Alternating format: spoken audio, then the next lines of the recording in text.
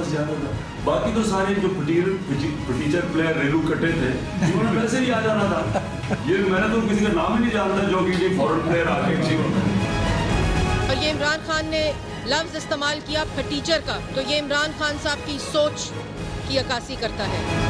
इमरान खान ने क्रिकेट के मेहमान खिलाड़ियों के मतलब जो ज़ुबान इस्तेमाल की है ये हिंदू बनिए की ज़ुबान है।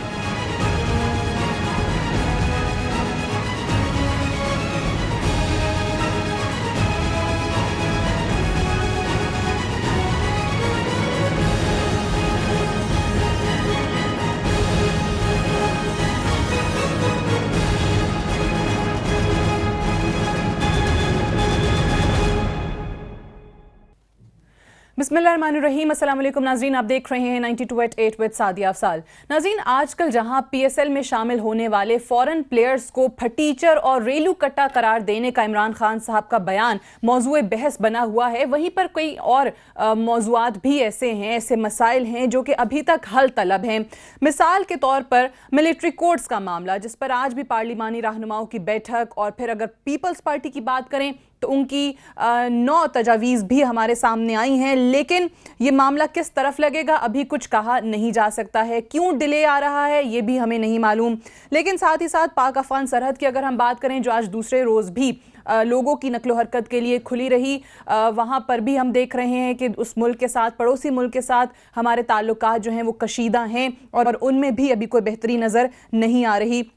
इस हवाले से क्या होगा, कोई खारजा पॉलिसी, एक लॉन्ग टर्म खारजा पॉलिसी भी हमें कहीं नज़र नहीं आ रही। इस हवाले से भी बयानात नहीं आ रहे। डिफेंस मिनिस्टर को हमने नेशनल असम्बली में ज़रूर सुना, और वहाँ से अगर कोई हमला होता है तो यहाँ से जवाबी हमला भी किया जा रहा है। लेकिन आने वाले दिनों में ये ताल्लुकात बेहतर कैसे होंगे, इस हवाले से आवाम को कुछ नहीं बताया जा रहा। दूसरी जानिब पैनामा लीक्स का भी एक ऐसा मामला है जिसका फैसला कब आएगा, जो कि महफूज कर लिया गया है आला अदालत की जानिब से। अवाम उसके भी मुंतज़िर हैं। और साथ ही साथ एक और अहम मामला कि 2018 में 5 साल जो मुद्दत है इस हुकूमत की जब पूरी होगी और नए इंतखाबात होंगे, तो क्या फिर से हम धांधली का शोर सुनेंगे और फिर से वही तमाम इल्ज़ामात सुनेंगे जो 2013 में सुने गए। और इस ज़िमन में जो इलेक्टोरल रिफॉर्म्स की कमेटी बनाई गई थी, उस हवाले से भी आपको बताते चलें कि इलेक्शन कमीशन ने एहतजाजन उस कमेटी का भी बॉयकॉट कर दिया है, क्योंकि पाकिस्तान तहरीक इंसाफ की तरफ से जो इल्ज़ामात लगाए गए हैं प्री पोल रिगिंग के, इलेक्शन कमीशन ये कहता है कि अब वो कमेटी जो भी कवानीन बनाएगी हमारा उससे कोई ताल्लुक नहीं होगा। और इमरान खान साहब एक बार फिर से सड़कों पर आने की बात कर रहे हैं। इलेक्शन कमीशन के खिलाफ तहरीक चलाने का उन्होंने बाकायदा ऐलान कर दिया है। ये मामला किस तरफ जाएगा, अब दोबारा क्या PTI को हम सड़कों पर देखेंगे, इन तमाम चीज़ों पर आज बात करने के लिए हमारे साथ अवामी मुस्लिम लीग के सरबरा शेख रशीद अहमद साहब मौजूद हैं। अस्सलाम वालेकुम शेख साहब। वालेकुम अस्सलाम। बहुत शुक्रिया शेख साहब, आपने प्रोग्राम के लिए वक्त निकाला। सबसे पहले तो ये फरमाइएगा, जो आजकल बहुत ज़्यादा गर्मा गर्म एक बहस जारी है कि इमरान खान साहब ने फॉरेन प्लेयर्स को फटीचर और रेलू कट्टा क्यों कहा। आप तो अवाम के दरमियान वहाँ पे अवामी इंक्लोजर में बैठकर PSL का फाइनल देखने गए थे, आपको हमने देखा भी। तो यहाँ पर उन फॉरेन प्लेयर्स को जिनकी वजह से ये एक बड़ा कामयाब इवेंट गया है, आप कैसे देख रहे हैं इमरान खान साहब के इस बयान को? देखिए, इमरान खान मेरे दोस्त हैं, मैं इस पर ज्यादा तबसरा नहीं करूंगा। मैंने ये मैच 500 रुपए की टिकट पे देखा, और फिर इतना जिंदाबाद शेख रशीद के नारे और गो नवाज गो के थे कि वो समझे कि शायद मैं 4000 रुपए में ले गए। वहां भी यही हाल थी, फिर 8000 रुपए में ले गए, फिर 12000 रुपए में। मुझे ऐसे दिखाई दे रहा है कि लाहौर नवाज शरीफ साहब से बगावत कर चुका है। मैं 2 रोज पहले ये रिक्वेस्ट करने गया था इमरान खान साहब से कि आप चलें, लेकिन मेरी बात नहीं बनी। बाकी ये रेलू कट्टा और फटीचर जो है, ये हुकूमत है। प्लेयर का पता नहीं इमरान खान ने किस अप्रोच पे कहा, उसकी पार्टी इस पे जवाब दे तो बेहतर का होगा। सही, लेकिन आपको ये बयान पसंद आया क्या? देखिए, मेरी पसंद ना पसंद छोड़े, मेरी पसंद शेख साहब आपको लोग देखें, आप खुद कह रहे हैं वहां जहां मौजूद थे उन्होंने शेख साहब जिंदाबाद के नारे लगाए हैं, तो अवाम जानना तो चाहते हैं कि ये उन प्लेयर्स को जिनका मैच आप देख कर आए हैं उनको फटीचर कह दिया, रेलू कट्टा कह दिया। चलें, और इससे ज्यादा अहम सवाल आपने मुझसे किए हैं, मैं उनका जवाब देना चाहता हूं। अच्छा चले, ठीक है, आप इस पे नहीं तबसरा करना चाहते। मिलिट्री कोर्ट्स का चले, मिलिट्री कोर्ट्स पे आ जाते हैं। मिलिट्री कोर्ट्स पे बैठकें चल रही हैं, 9 तजावीज जो आगे पीपल्स पार्टी के, पहले तो उनके बारे में बताइएगा, वो तजावीज आपने पढ़ी तो क्या लगा आपको? देखें, नवाज शरीफ स्मार्ट मूव कर रहे हैं। वो आसिफ जरदारी के कंधे पे इस फौजी अदालतों के रास्ते में रुकावट बनाना चाह रहे हैं। अच्छा, ये साल बहुत अहम है 2017, बल्कि ये 2-3 महीने भी बड़े अहम है सियासी तौर पर। एक सुप्रीम कोर्ट का फैसला आने वाला है, डॉन लीग्स का फैसला अटका हुआ है, मुस्लिम लीग नून के अंदर वज़रा के अंदर मुख्तलिफ आरा बन रही हैं। मैं वज़रा की बात कर रहा हूं, MNAs की बात नहीं कर रहा। और ये मिलिट्री कोर्ट्स बन जाएंगी। ये सब ऐसे ही अपने अपने मुतालबे मनवाना चाहते हैं। मैं पहले दिन से साथ था इस इशू पे, आज भी साथ हूं। बल्कि मैंने स्पीकर को कहा कि आपको सिर्फ ऐसे वक्त में मुझे बुलाना याद रहता है जब मेरी स्टेट वे पॉलिसी आपको चाहिए। मैंने पहले दिन कहा कि मैं 2 साल मिलिट्री कोर्ट्स के मसले के लिए साथ हूं। ठीक। और पीपल्स पार्टी अगर 1 साल कह रही है तो मार्च तो वैसे ही हो गया जी एक्सटेंशन का। 3 महीने में तो मुल्जम क्या जी, 6 महीने तक मुल्जम नहीं पकड़े जाते, केस नहीं दायर हो सकता। उन कोर्ट्स में भी पूरा उनकी जैक ब्रांच है, वो देखती है और फिर इन केसों को मरकज भेजता है कि ये केस मिलिट्री कोर्ट में जाने के काबिल है या नहीं। और आसिफ जरदारी साहब जो ये कहते हैं कि मरकज ना भेजे इन केसों को, सूबा भेजे। फिर जो लोग ये बातें कर रहे हैं कि डॉक्टर आसिम और उज़ैर बलोच को छुड़ाने का एजेंडा है और डॉक्टर आसिम और उज़ैर बलोच के केसेस सिविल कोर्ट्स में भेजने का एजेंडा है, तो फिर उसमें कोई बड़ी जान दिखाई देती है। मैं मिलिट्री कोर्ट्स को बनते हुए देख रहा हूं, खा ये, और मैं पीपल्स पार्टी को भी ऑन बोर्ड देख रहा हूं। उनके मुतालबे माने जाते हैं या नहीं माने जाते। हालात ऐसे नहीं है कि पीपल्स पार्टी जो है वो इस खेल से बाहर रह सके। आगे मैंने आसिफ जरदारी APC की मीटिंग में उसको कहा कि आपने बहुत बड़ी गलती की है, बहुत बड़ी गलती की है पनामा लीक्स में पार्टिसिपेट ना करके। अच्छा। और मैंने आसिफ जरदारी साहब को कहा कि आप अपने आप को फाइनल करें कि क्या आप इंश्योरेंस है, नवाज शरीफ की इंश्योरेंस पॉलिसी है, या हाथ आसमान पे लगा लें या पांव जमीन पे लगा लें। आपका एटीट्यूड ऐसा है कि आप नवाज शरीफ को चलमन के पीछे सपोर्ट कर रहे हैं और बात आवाम की कर रहे हैं। और अगर आप जेन्युइनली ये समझते हैं फॉरेन मिनिस्टर वो ना लगाए, उसकी मर्जी, आप कौन होते हैं जी? आप कौन होते हैं उसको कहने वाले कि आपने फॉरेन? आगे जो मिनिस्टर रेलू कट्टे लगाए हुए हैं और फटीचर किस्म के वजीर लगाए हुए हैं, वो उनकी क्या हैसियत है? 1 मैन रूल है। और तमाम महकमों में आज देखें, फौरन तमीना जंजुआ को ये लेके गए, डिवोर्स लेके गए, वहां उनकी तकरीर नहीं हुई। इसके बावजूद loyalty with Nawaz Sharif is the only merit in this country during the Nawaz Sharif government. और अगर एक आदमी अगर ये साबित हो जाए कि नवाज शरीफ साहब ने लॉयल्टी की बजाय क्वालिटी पे लगाया है, तो जो चोर की सजा वो मेरी सजा। तो सर ये वजह आपको नजर आ रही है कि अगर फॉरेन ऑफिस की भी हम बात करें तो वहां पे भी 3 अफसरान ने तहमीना जंजुआ के अंडर काम करने से इनकार कर दिया है। उनकी तरफ से भी बगावत की जा रही है कि हम तहमीना जंजुआ हमारी जूनियर हैं और हम उनके जेर साया जेर असर काम नहीं करेंगे। आज मेरी जिंदगी का दिलचस्प बयान एक बड़े अखबार में लगा है। उन्होंने कहा है कि फॉरेन ऑफिस में भी अब फौजी रूल आने लगा है। जिस तरह फौज एक आदमी सीनियर अपॉइंट हो जाए तो जूनियर जो है, जो पीछे रह जाते हैं, जिसकी प्रमोशन हो जाती है, वो छोड़ जाते हैं महकमों को। उन्होंने कहा हम फॉरेन ऑफिस में भी यही होता देख रहे हैं। ये इतना ही अफसोसनाक बात है। आगे फॉरेन ऑफिस क्या कर रहा है जी? हराम है इनके पास, ना इख्तियार है, ना अक्ल है, ना शऊर है, ना दलील है, ना फहम है, ना फरासत है। और जहां फातमी जैसे चंद दिन रह गए हैं उसके, और जो डॉन लीग्स में मुजरम साबित या मुलजम साबित होने के करीब है। अच्छा। और सरताज अजीज साहब जो कि फूड प्रोग्राम का हिस्सा है, वर्ल्ड फूड प्रोग्राम का, वो फॉरेन ऑफिस चला रहे हैं। उन्होंने कितना फॉरेन ऑफिस चलाना है? और इस मुल्क के वजीर आजम टर्की में बैठ के कहते हैं जनाब ये रद्दुल फसाद जो है प्राइम मिनिस्टर हाउस से फैसला हुआ। ये कोई जगह है कहने की? यार तुम टर्की में कह रहे हो जाके। पाकिस्तान में भी अगर बिलफर्ज आपकी, मैं कहता हूं जी आप ही के घर से ये फैसला हुआ है, प्राइम मिनिस्टर हाउस से फैसला हुआ है, ये बात कह के भी प्राइम मिनिस्टर हल्का पड़ा है। फटीचर प्राइम मिनिस्टर साबित हुआ है इस बात से वो। सही। सो अब क्या मसला है? मसला ये है कि मिलिट्री कोर्ट्स का जो इशू है, आप देख लेंगी, कल मीटिंग है और बामी अफाम और तफहीम से हल हो जाएगा। ज्यादा तो ज्यादा ये होगा कि ज्वाइंट एक्शन हो जाएगा, ज्वाइंट पार्लियामेंट हो जाएगी, उसमें ये पास हो जाएगा। नवाज शरीफ ये नहीं करना चाहते।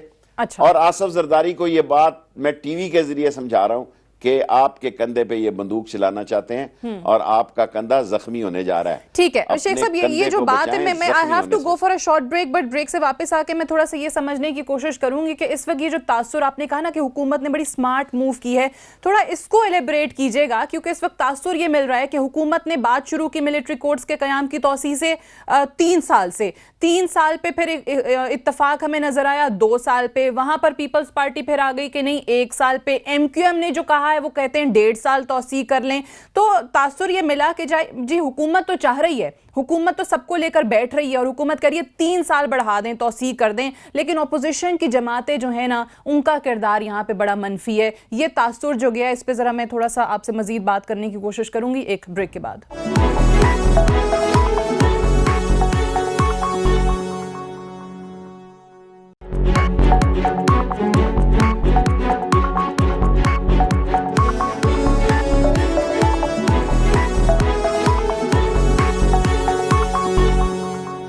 Welcome back. प्रोग्राम में एक बार फिर से खुशामदीद। शेख रशीद अहमद साहब अवामी मुस्लिम लीग के सरबराह हमारे साथ प्रोग्राम में मौजूद हैं।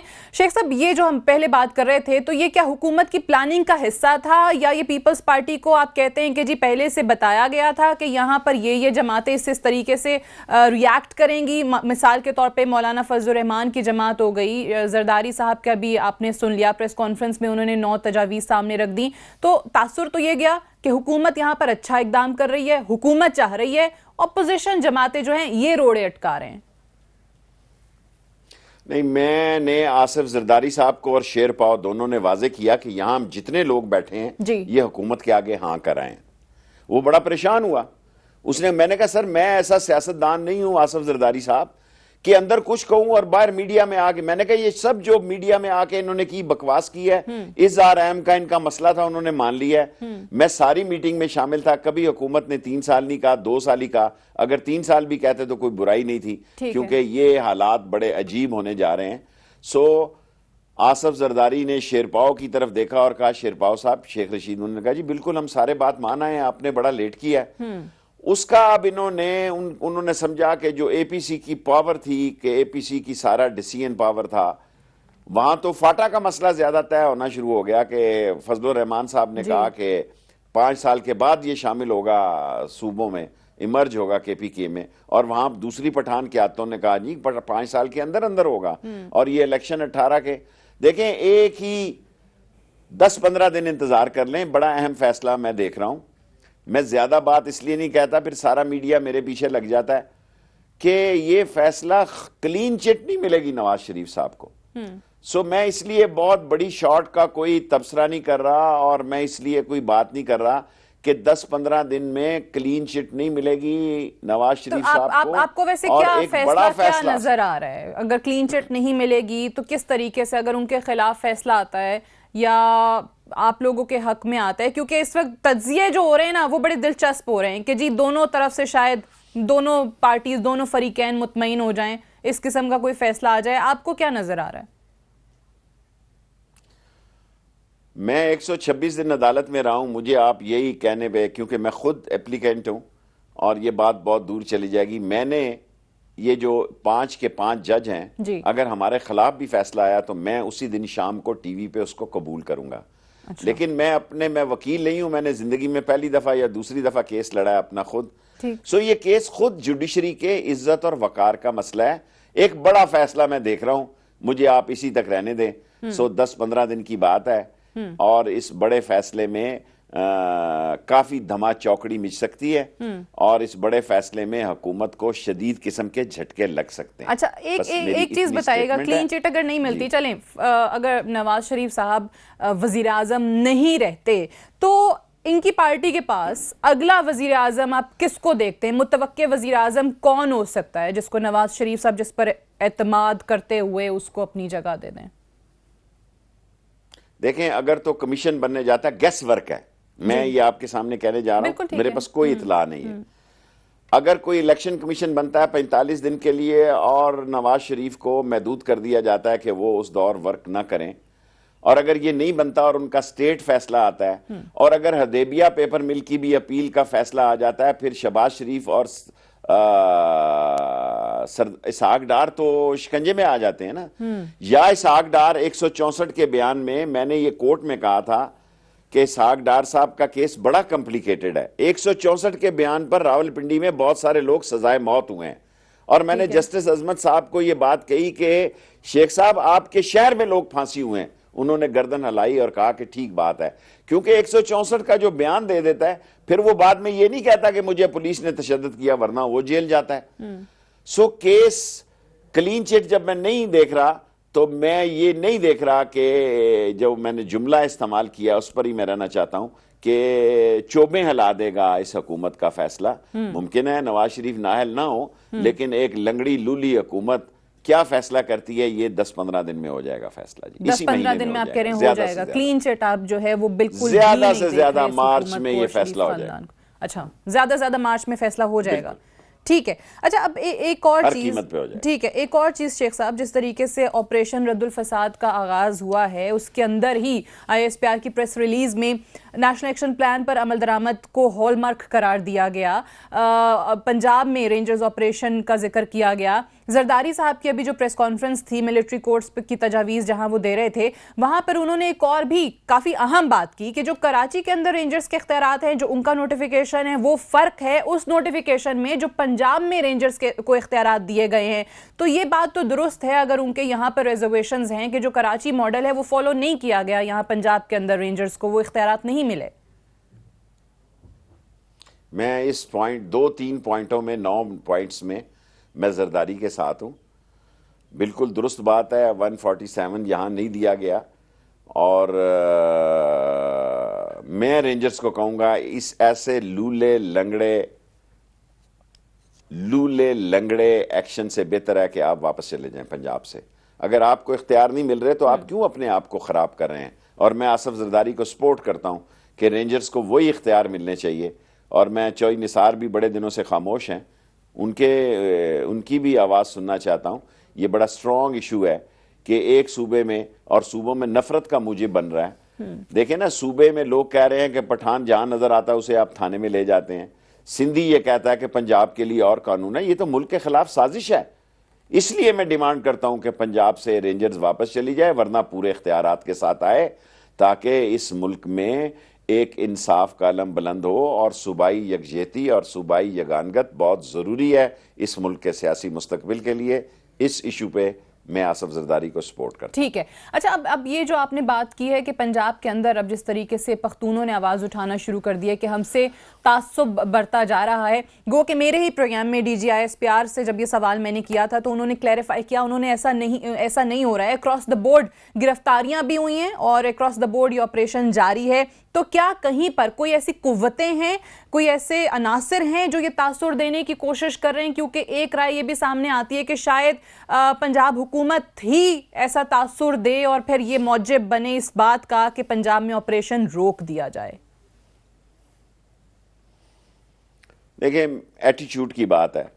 जब हम नाकों से गुजरते हैं, अगर दाढ़ी वाला टोपी वाला बेचारा को टैक्सी वाला पठान होता है, उसको कहते हैं साइड पे लगा दे गाड़ी। अगर कोई नौजवान होता है और उसको कहते हैं साइड पे लगा दे गाड़ी। अब हमारे यहाँ बहुत बड़ी नकलें मकानी हो चुकी है। फॉर एग्जाम्पल, रावलपिंडी में को 15 से 18 हज़ार लोग नकले मकानी कर चुके हैं। मैं अपने हल्के की बात करता हूँ।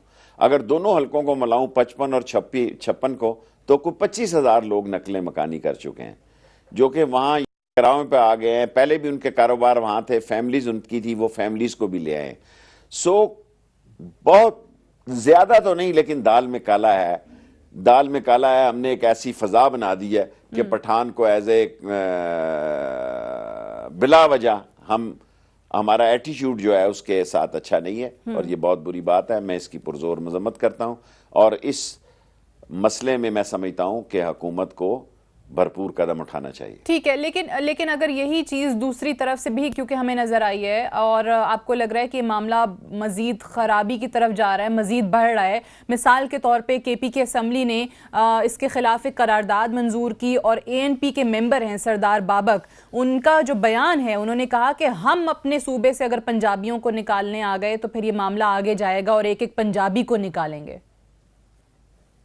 ये भी बड़ी गैर जिम्मेदाराना बात है। फिर वहां रह क्या जाएगा? देखे ना, मैं ये बात कहना नहीं चाहता था, अगर बाबर ने ये बयान किया है तो उस बाबर के लिए मैं अर्ज करता हूं कि हमारी मार्केटें 80% अब पठानों की हैं। हमारे पंजाबियों का सिर्फ माल ही रह गया दुकानों पे।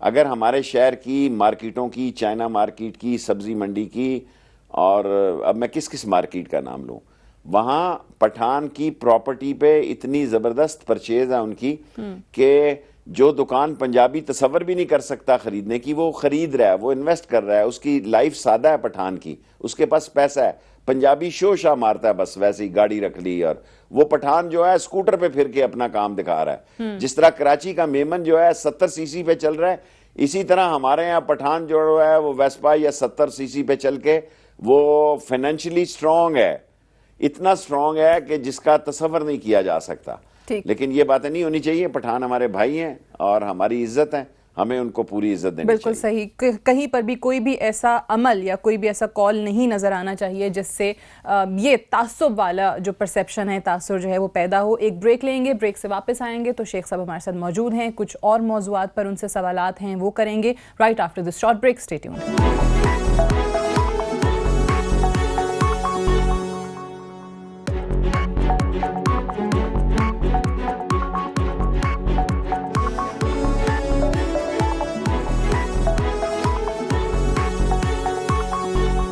Welcome back. प्रोग्राम में एक बार फिर से खुशामदीद। शेख रशीद अहमद साहब आज प्रोग्राम में हमारे साथ मौजूद हैं। शेख साहब ये बताइएगा कि जो इमरान खान साहब ने इलेक्शन कमीशन के खिलाफ अब तहरीक चलाने की बात की है, सड़कों पर निकलना पड़ा तो निकलेंगे, और फिर इलेक्शन कमीशन का जो जवाब भी आया है उन्होंने क्लैरिफाई किया है, उन्होंने कहा है कि जी ये कवानीन बनाना, अमेंडमेंट्स करना ये हमारा काम नहीं है, ये तो इमरान खान साहब का काम है, ये तो लेजिस्लेटर्स का काम है, तो इलेक्शन कमीशन को क्यों इसमें इल्ज़ाम तराशी कर रहे हैं?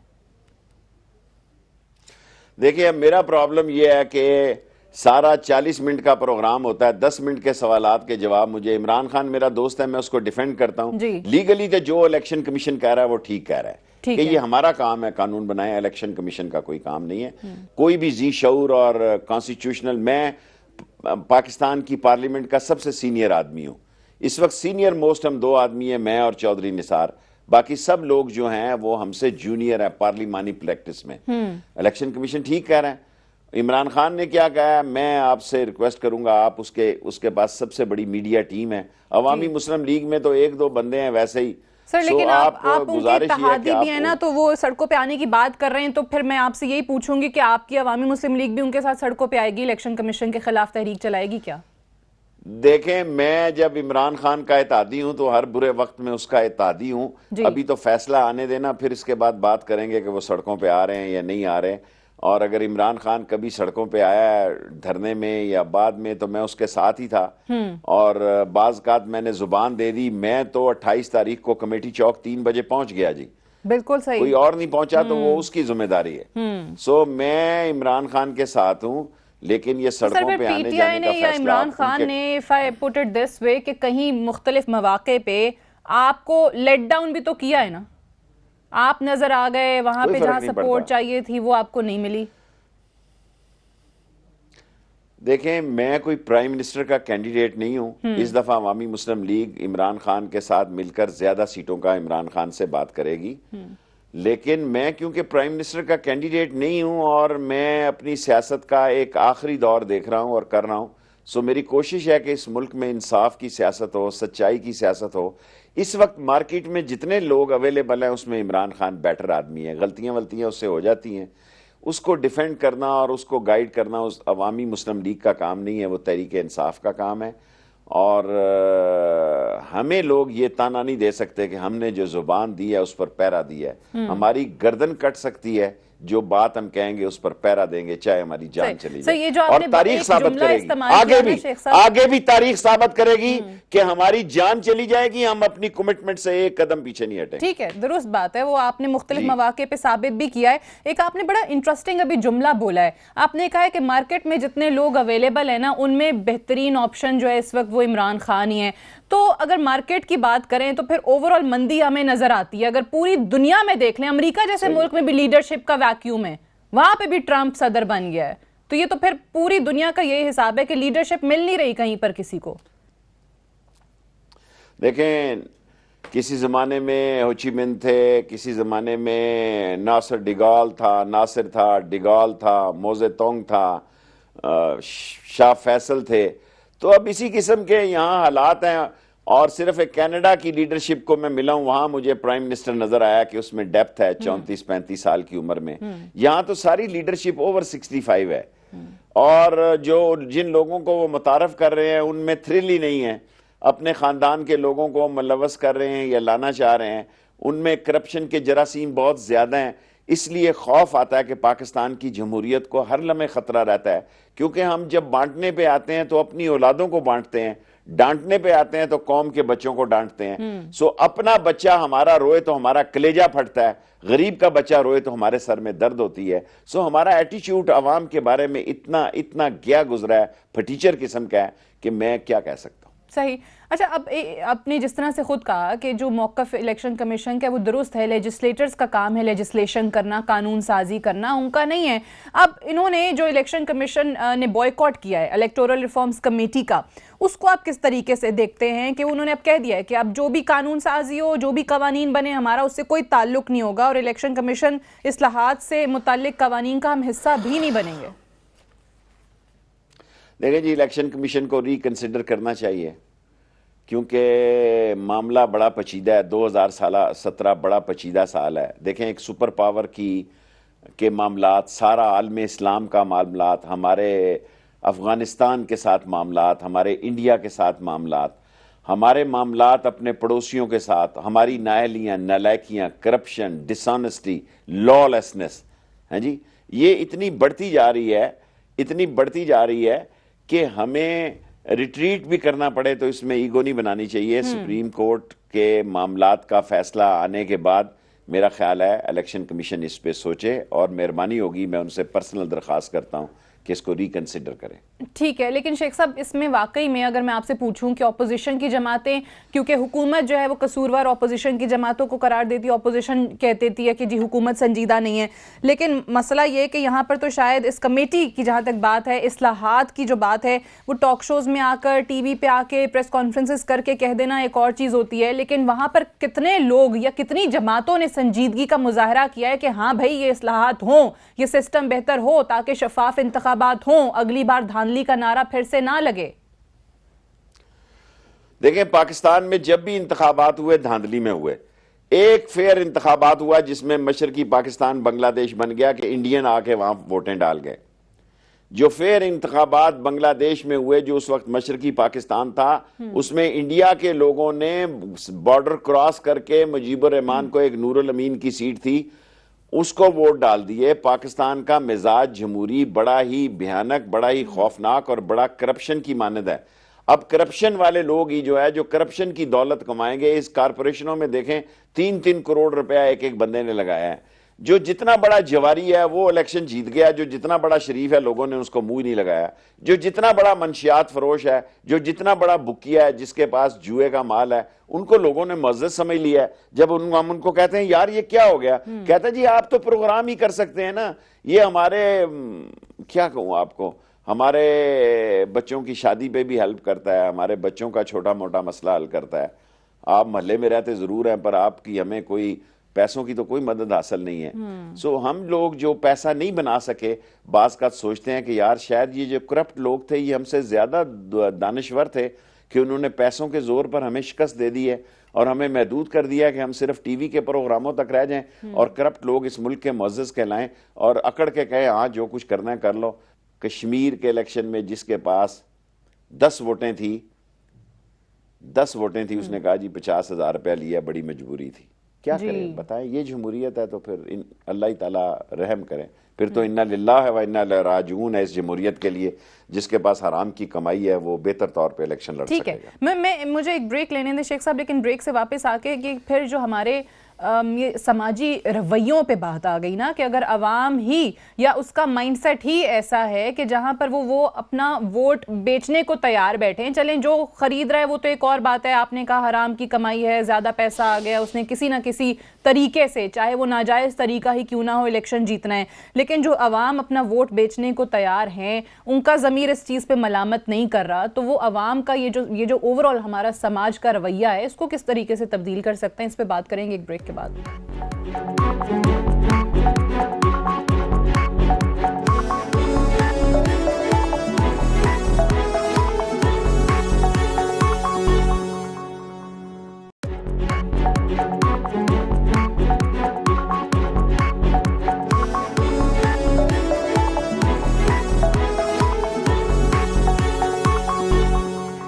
Welcome back. प्रोग्राम में एक बार फिर से खुशामदीद। शेख रशीद अहमद साहब प्रोग्राम में हमारे साथ मौजूद हैं। शेख साहब, ब्रेक पे जाने से पहले जो अवाम के रवैयों के हवाले से, उनके माइंडसेट के हवाले से सवाल आपके लिए छोड़ के गए थे कि फिर उसको कैसे तब्दील करेंगे। उनको रिश्वत लेना बुरा नहीं है, वो मायूब नहीं समझ रहे, अपने उनका ज़मीर मलामत नहीं कर रहा वोट बेचने को। उनको पैसे वाला मालदार शख्स जो है वो ज़्यादा बाइज्जत नज़र आ रहा है बनस्बत इसके कि कोई सफ़ेद पोश गरीब आदमी और दयानतदार आदमी। तो फिर इसको किस तरीके से आप बदल सकते हैं?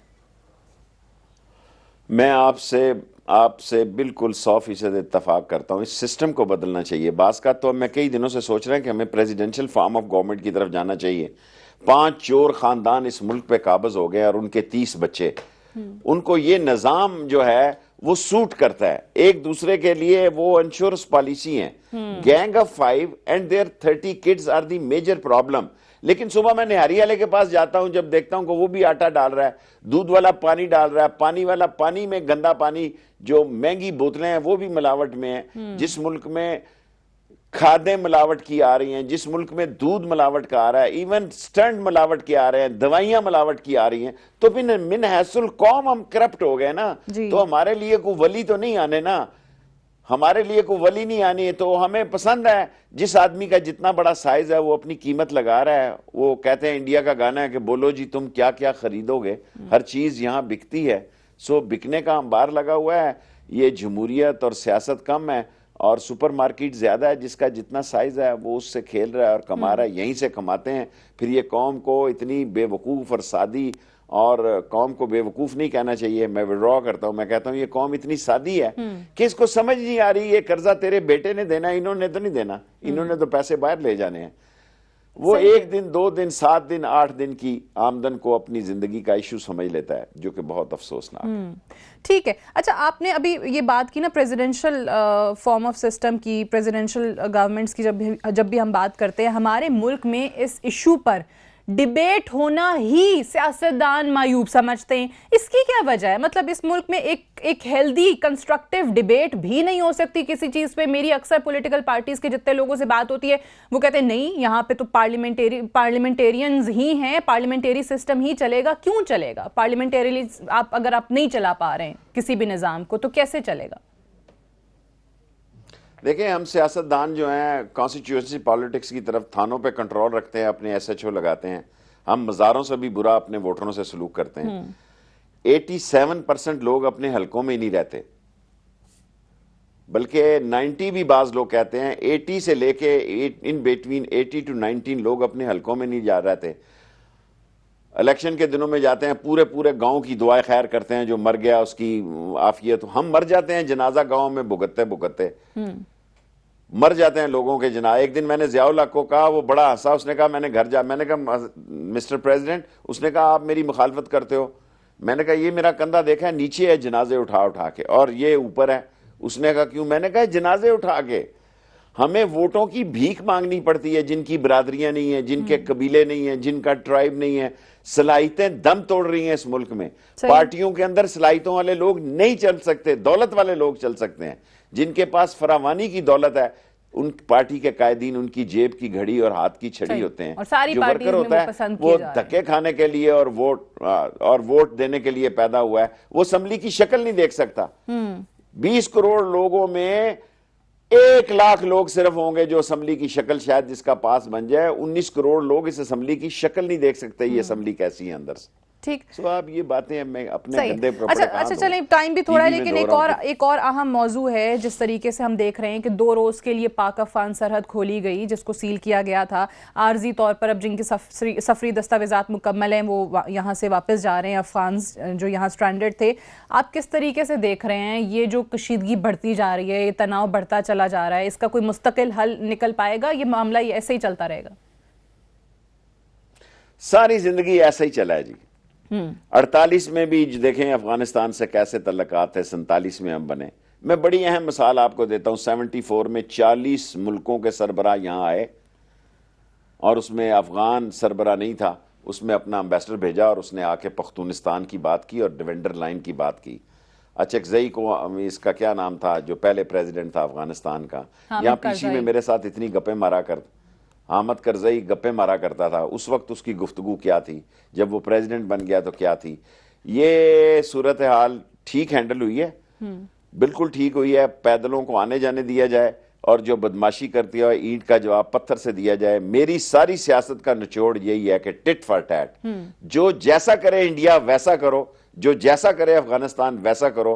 मैं अपनी एज ए पॉलिटिकल वर्कर अपनी जिंदगी में, खार रुस्तम का ज़माना हो, दोस्तम का ज़माना हो, अब्दुल समद का हो, नजीबुल्लाह का हो, मैंने इनको अपनी असली हालत में नहीं देखा, पाकिस्तान की दुश्मनी में देखा। पाकिस्तान में इतना बड़ा लीडर नहीं है, कोई बाचा खान जैसा, कोई वली खान जैसा। अब सारे गंडेरी फरोश आ गए हुए हैं, कमीशन खोर आ गए हुए हैं, सारे 2 नंबर के लीडर खाना नंबर 1 में आ गए हैं, हराम की दौलत के अंबार हैं, सारे बीमार हैं, ओवर 65 हैं, इनकी नसीब में दौलत नहीं है, लेकिन हमारा खून निचोड़ रहे हैं। I fully support the policy for tit for tat with India and Afghanistan. ठीक है, लेकिन इसमें एक चीज है ना कि अफगानिस्तान से वो कुछ हो रहा है जो भारत करवा रहा है, भारत की ईमा पर हो रहा है, और सपोर्ट जाहिर है अमेरिका की उनको हासिल है।